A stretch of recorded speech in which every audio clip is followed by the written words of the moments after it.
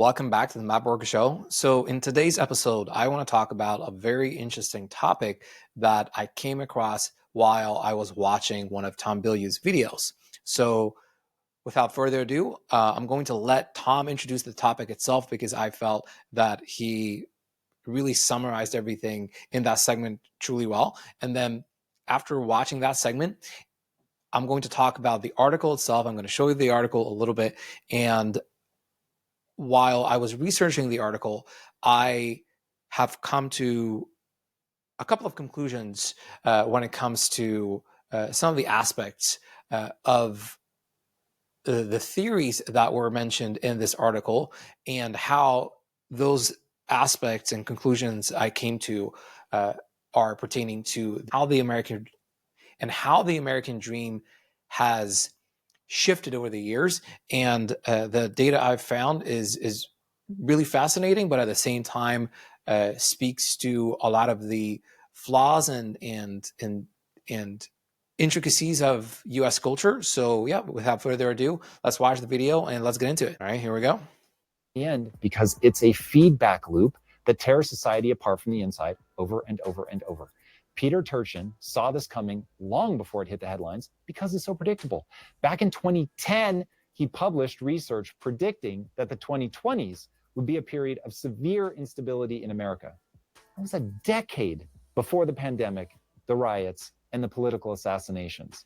And in 2020, alongside Jack Goldstone, he doubled down in an essay titled "Welcome to the Turbulent 20s," warning that the US was entering its most vulnerable phase in over a century. What did he see looping through history that made him believe a decade in advance we'd be living through what we're living through now? We saw that when the economy buckles, the strain doesn't stop at the ledger.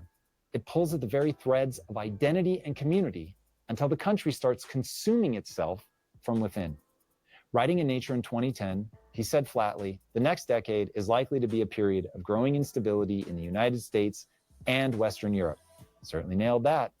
He was flagging a rising instability signal built from long-running data. And a decade later, he and Andrei Korolev published a retrospective in PLOS One, showing that, exactly as forecast, riots and mass demonstrations surged throughout the 2010s. His predictions weren't headline tracking. They came from a framework he calls Structural Demographic Theory, or SDT for short. Originally formalized by Jack Goldstone and further developed by Turchin, SDT models how three slow-moving pressures build until they break a society. 1, intra-elite competition. 2, populist economic squeeze. And 3, state fiscal stress. Turchin operationalizes these in a composite political stress indicator he calls PSI. When PSI rises and stays high, instability is guaranteed to follow. Here's what each of the individual pressures means in practice and how they're measured in the SDT model. 1, elite overproduction. As I mentioned at the beginning of the video, this is when too many elite aspirants are chasing too few elite slots. This rises when elite incomes fall relative to GDP per person and when the number of elites seeking elite positions is higher than the number of elite positions available. Think credential inflation, more degrees, more lawyers, MBAs, power track grads. That combo amplifies factional conflict at the top. Patronage wars, hardball politics, and splintering coalitions are going to ensue. 2, immiseration and mass mobilization potential. This is the ground level financial squeeze when worker wages lag GDP per person, a relative fall in wages, when urbanization concentrates the discontented, and when youth cohorts are large, a youth bulge, societies get way more combustible. In the model, this pressure rises with the inverse of the relative wage. Simply put, living conditions get worse because the middle class is getting cleaned out due to things like globalization. Mechanically, lower relative wages increase the pressure and creates more people with both the motive and, due to urbanization, the proximity to each other to organize and mobilize out of anger. 3, state fiscal distress. As the debt to GDP climbs and trust in institutions fall, the state loses room to buy calm, let's say, via stimulus, and loses the trust we were talking about earlier that is so critical to fiat currencies that are backed by nothing. Fiscal pressure then rises as the debt burden rises and distrust rises. High debt and low trust is a deadly combo. According to Turchin, these three pressures aren't additive, they're multiplicative. And that multiplicity is exactly how societies break. Each pressure source amplifies the other massively. Crowded elites times squeezed households times a fiscally strained government yields a setup where every shock hits harder and every policy fight turns existential. Sound familiar? That's the math behind Turchin's 2010 prediction and exactly what we're living through right now. Turchin argued that all three pressures turned on in the 1970s and climbed for decades, putting the PSI on course to spike around, you guessed it, 2020. His genius wasn't predicting which spark would start our problems. It was showing that the kindling was in place and would catch fire when any spark came along. Bottom line is, Turchin's... All right, I think that's enough. So it's super interesting, really, really interesting that some of the problems that we're facing today can be quantified and measured with models like this. I find this super fascinating. And I've never heard about Turchin or Goldstone. So I really wanted to do some research on this and dive deeper and learn more about their theories and how they came up with all this. But what I found the most fascinating is the idea of elite overproduction, right? Because I'm coming from a world of coaches and information product gurus. It's something that I've done for the past couple of years as a media buyer, right? Where I worked with coaches and people who sold digital products online, and I helped them scale by advertising their products and services. Now, the reason why I chose elite overproduction as the focus point of this video is because that's where I have probably the most experience, where I had a lot of dealings with people who, so to speak, wanted to achieve that elite position. And yeah, I find the whole thing extremely fascinating because it almost feels like everything that we've seen since the 2010s, it kind of accumulated in the culture of the United States. And now we've sort of hit a point, a threshold that we cannot really come back from.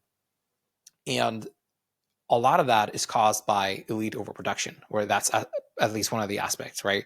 And it's super fascinating that I don't know why this hasn't really surfaced in the media faster, or there aren't more people talking about this, because I feel this theory and these two gentlemen have done an amazing job at sort of explaining the issues in the United States, because the issues in the United States are causing issues everywhere else in the world, right? Because we are globally connected in a lot of ways, right? So yeah, it's fascinating. So let's have a look at the article a little bit. I would highly recommend you to check this out. The article, because I'm going to put the link in the description. Feel free to have a look at this. It's really, really cool. This is the article Tom talked about. So Jack Goldstone is a sociologist, historian, professor at George Mason University. Feel free to look more into these two gentlemen. I think they're great.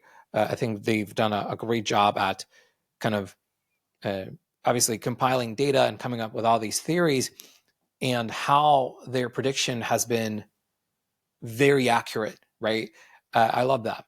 Now, there's a couple of things here that we could dive into, but I don't want this video to turn into like an hour-long thing. I'm trying to keep the videos a little shorter, just because I feel they're more digestible that way. So feel free to have a look at this, but essentially the core idea is, when elite overproduction happens, they're basically putting a tie onto, they're basically suppressing upward mobility. And when upward mobility is being suppressed, obviously that causes a lot of problems. That causes a lot of problems in society, because obviously the middle class is being destroyed by the greed of not necessarily the elite, but everyone who is competing for those elite positions, right? Because I think that's really important to understand. And it's not only the corporations and, you know, the really wealthy. I think it's also the people who are, you know, the people, I don't know, who have a couple of millions, right? I think those people are also at fault here, right? Because instead of, and hear me out on this. So essentially, the problem is that the core ideology of the United States has changed, right? Because every culture has some type of a, you know, myth or journey that the individuals of that culture want to go on, right, and explore. And in the case of the United States, that's the American dream, right? You know, if you work hard, if you put your reps in, eventually you're going to have a balance, not a balanced lifestyle, but more a stable lifestyle, right? If you make the sacrifice now, then, you know, you'll be able to get all the rewards you want, right? And that's sort of like the central tenet of American culture, right? That if you work hard, you're going to get rewarded, and you're going to have a place in society that will ultimately last, and you're not going to have any hardship. You just have to put the work in, right? But we all know that the American dream has been fading because, and I think this is a really interesting way to look at it, because there's way too many people vying for elite positions. And I actually thought about this. Hey, by the way, could there be any truth to this? Like it seems to me that there's an inherent fault in the system. And I feel the inherent fault has it wasn't done, it wasn't a choice, right? It wasn't like, well, let's screw people over. It was much bigger than that. It was something very macro, right? And I have some data on this as well, right? So let me pull that up. Okay, so let's take a look at another article that talks about the American dream and how there's actually a split view on what the American dream is, right? It's very interesting. Okay, here we go. So this is an article from Gallup, right? And they've done some research on how people view the American dream, right? So there's actually a really interesting split, right? 49% say that it's stability, 51% say, well, it's actually opportunity, right? And I think this sort of explains some of the issues we're seeing today, right? When a culture starts to think about themselves and the central myth of the culture in very different ways, obviously it creates polarization. And I feel this is a central part of that polarization, right? We probably heard about hustle culture and Gary Vaynerchuk, right? So the view on entrepreneurship probably changed much earlier than that, right? I have some information here about that as well, that sort of the Silicon Valley mythology that began around the 1990s, it sort of penetrated mainstream culture and created this idea that, you know, anything can be achieved. And there was a major dissonance between what was happening and what actually happened. So, for example, Steve Wozniak later admitted about Apple's famous garage origin story. We did no designs here, no breadboarding, no prototyping, no planning of products, right? But then in reality, a lot of us, like the way we think about Apple, like, oh yeah, it was started in like a garage, and like that's kind of like the core myth of some of these early tech startups, right? But in reality, government programs like DARPA funded 70% of all computer research in the early 1960s. So like there's these contradictions in culture, which is complete normal, by the way, right? But then um, a lot is changing. When we're going through like a crisis, uh, crises can really shift our perception of culture, right? And how we look at the world. And because of recession and obviously like COVID took part in this as well, more and more people looked at uh, economic opportunities as entrepreneurship, right? Like that's basically it. Like not necessarily going, a lot of people talk about how corporate America is very toxic and it's very difficult to get ahead in it, and you really you have to make a lot of sacrifices in order to do that. And a lot of people started to look at entrepreneurship and starting businesses as the way to go ahead. Whereas maybe in the past, when people thought about the American dream, they thought about getting a good job and having a stable job and going up a career ladder. Like starting a business was not necessarily the end all be all, right? Like it was an option, and people started businesses, right?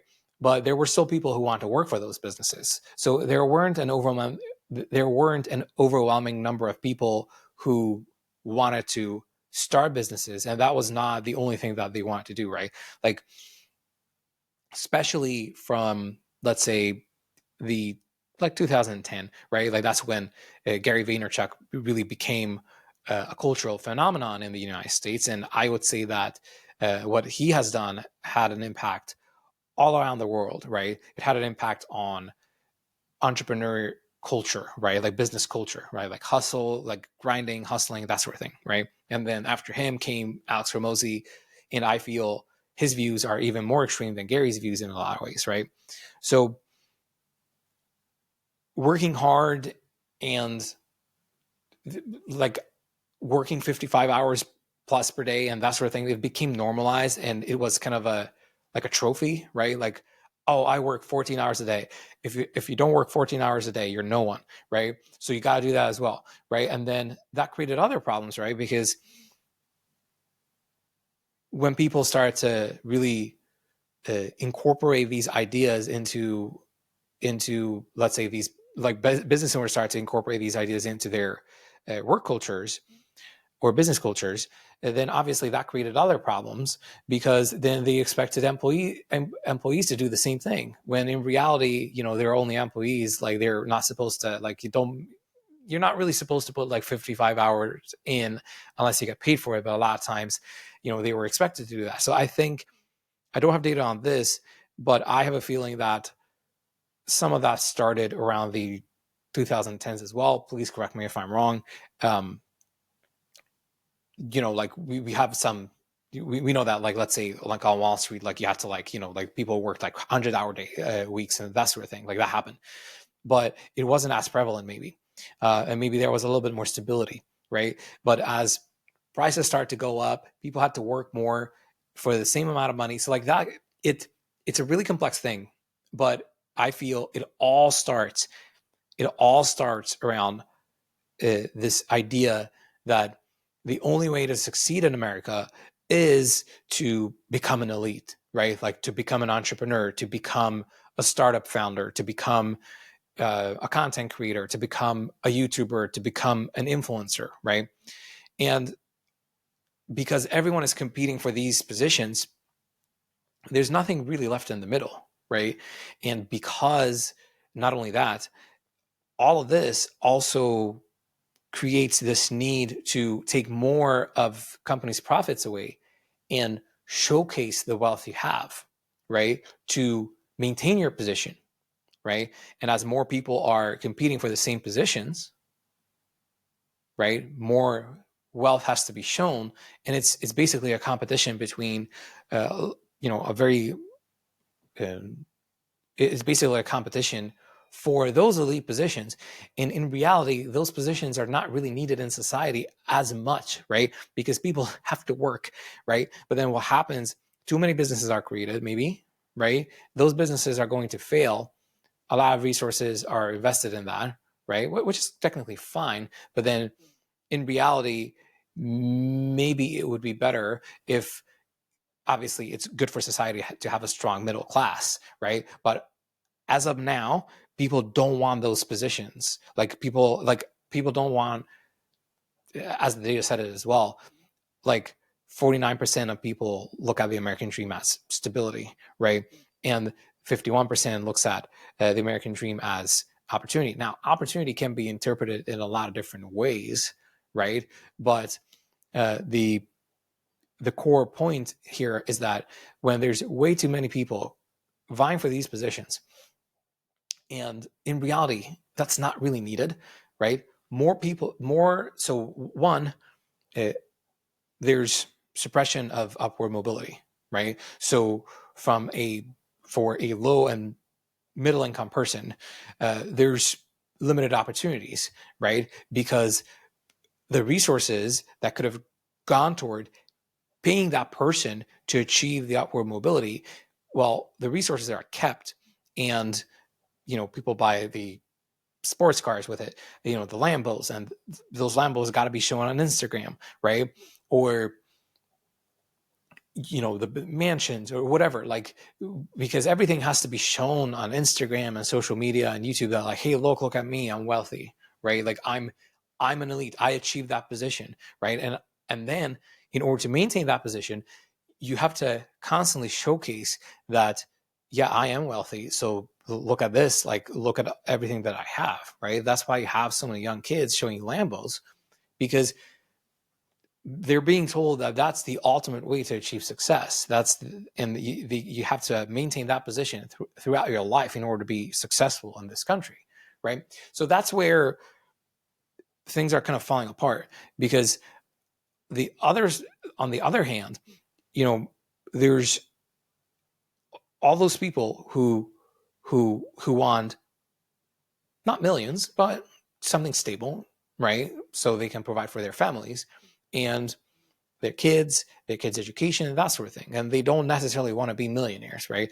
Because there's those people too, and those are the people who are getting fucked over right now, right? And that's the problem. But then, we could say, well, there's going to be a backlash, because according to them, there's going to be backlash. And usually when this PSI index is really high, that is when political instability happens, right? And there's parallels between the revolutions of the 1800s, the Russian Revolution, and the 2020s of America. And unfortunately, it doesn't really look like there's going to be a viable solution, because of the way media is being polarized, how politics are being polarized, right? And it's very difficult to achieve like a balanced point of view, because unfortunately, because of money in politics, both sides are being funded heavily on the media side, right? Now the left started doing it as well. I'm hoping to make a video about that soon. So yeah, it's complicated. It's not looking good in terms of um, everything, right? The economy, politics, society, right? So I feel the only way we can solve this is to think about how uh, I'm not sure if this can be reversed, actually, because in order for us to be able to reverse this, there would need to be reforms uh, like the New Deal or something of that sort. And in today's environment, I don't really see a place where uh, something like the New Deal would be achieved anytime soon, right? So perhaps things are going to get worse and worse and worse until something like a revolution happens, right? And that will be triggered by the counter elites who feel that they are cast out of the resources in the United States. And there's already evidence of this. So it's not like I'm making this up, right? Anyways, yeah, let me know what you think. I know it's a complex topic, and I was kind of ranting and maybe a little bit rambling this time. So apologies for that. Yeah, but please subscribe to the channel. Leave a comment below. Let's have a conversation about this. I think this is a very important topic. I'm going to leave the links to the video and the 2 articles in the description, so feel free to check them out. I think you're going to learn a lot from them. And without further ado, I'll see you around.